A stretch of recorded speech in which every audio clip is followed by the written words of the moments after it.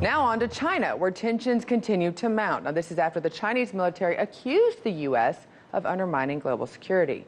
Now, not long after this accusation, a U.S. Navy cruiser moved through the Taiwan Strait.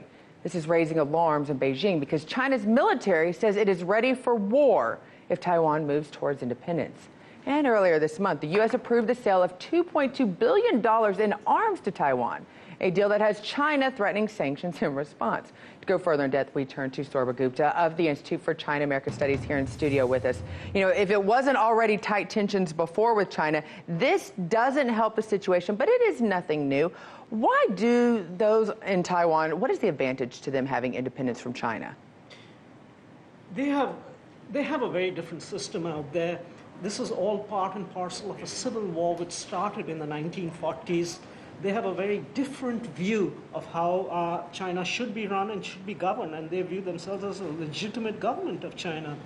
Of course, they were kicked out of China and have the administration in Taiwan, and I think they've given up that they'll ever be able to capture mainland China. They'd rather have their own country, and that's the reason they're going down the path. Well, and that's something that you kind of have to look at, because what is the likelihood of Taiwan actually seeing independence without military involvement right now? When you think of everything that's going on and you look at the actions, there's already tensions between China. You bring Taiwan into this. This is nothing new. They've obviously wanted it, but what is the chance that this could happen without actually getting military involved, especially with this new deal of equipment sales that we've just done, the United States has done to Taiwan?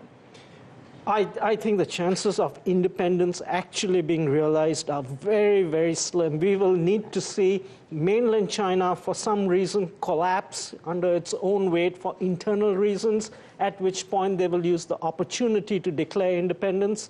And even that declaration of independence, I don't think will be sustained for any period of time, because mainland China will come back, because this is a core sovereignty interest of the Chinese.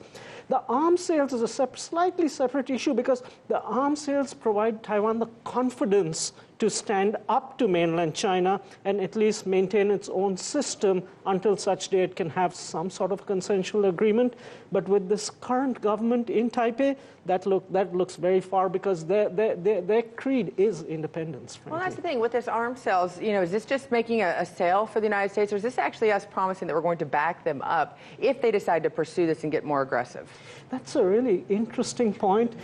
You know, the great area of tension is when a Chinese core sovereignty interest also implicates an American alliance obligation. Now, U.S. doesn't have an alliance obligation to Taipei. It's very vaguely worded, but that said, it is seen in some respects that if the U.S. did not come to support Taipei in some regard, that the U.S.'s posture in the Asia-Pacific would face a huge setback.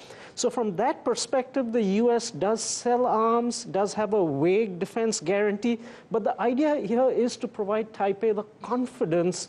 But I think at some point of time, with all that has been happening in cross-strait affairs, it's actually complicating and adding to the tensions. Well, that's the thing. I think it does complicate it. It's not like the United States and China right now are singing Kumbaya and sitting at the negotiating table.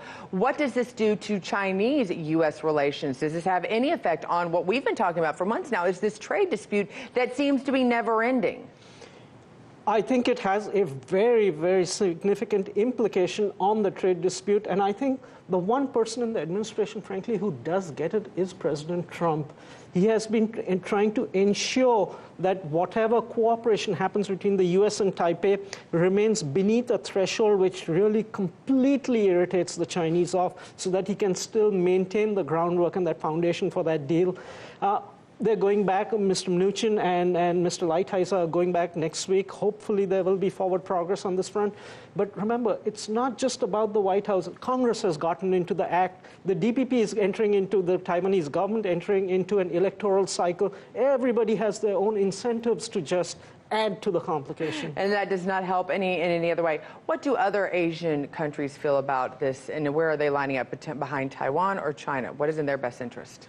Formally, they're all behind China. Okay. But informally, they do not want force to be used in any circumstance to resolve this issue, because it sends a very poor message with regard to where Asian international relations is going.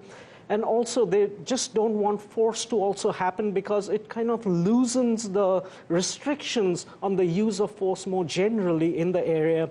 But they're also very, very clear that Taipei should not play a provocative role and that the two governments must find a way to talk to each other and find some sort of a consensual Well, conversation solution. always works better. Unfortunately, sometimes it seems like we go conversation 2 steps forward and 3 steps back in our dealings with China. This obviously complicated it, like you said. Thank you so much for joining us, and we'll continue to watch this. Hey YouTube, thanks for checking out our channel. We hope you enjoyed the video. We have tons of content for you just like this. For more of RT America's one-of-a-kind news and analysis, be sure to subscribe and never stop questioning more.